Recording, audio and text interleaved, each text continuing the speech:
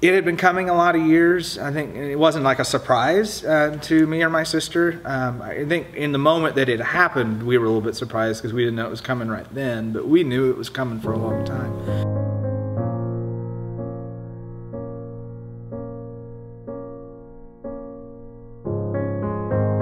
My name's Kris, and I grew up the child of a divorce situation. I would just start by saying, before I get too far into the story of how it affected me and kind of what happened, I have the most wonderful parents you'll ever meet. They are just fantastic people.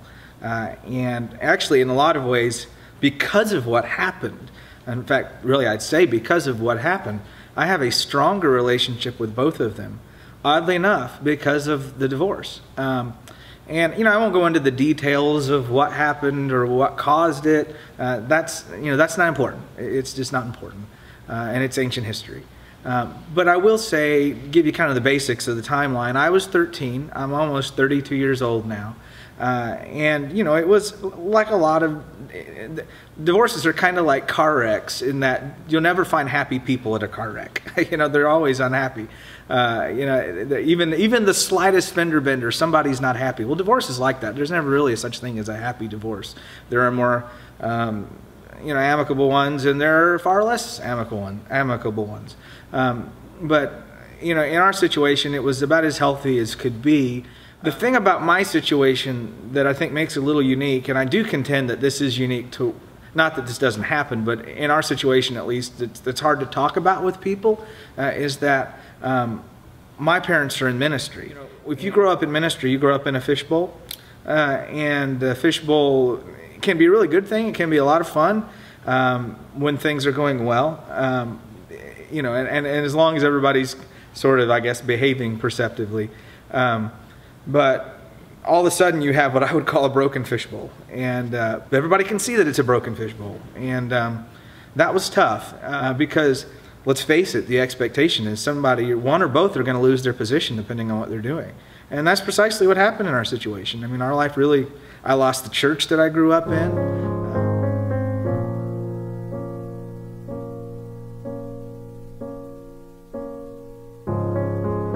That's where God met me. He met me through the fact that, my parents really took us to places, to church after that, where people came around us, knew we were hurting. They didn't look at us and say, you guys, well, we heard about your situation, even when often maybe they had. And they'd heard about what had happened, but it was, come give me a big hug, we'll have a big cry fest, and it's going to be okay. And there were a couple of years to that. So that's where God met me, I would say, through all of it, was through the everyday faithfulness of being part of the local congregation, local community, fellowship of believers. The way I tell my story differently now, I really honestly think, a lot of preachers' kids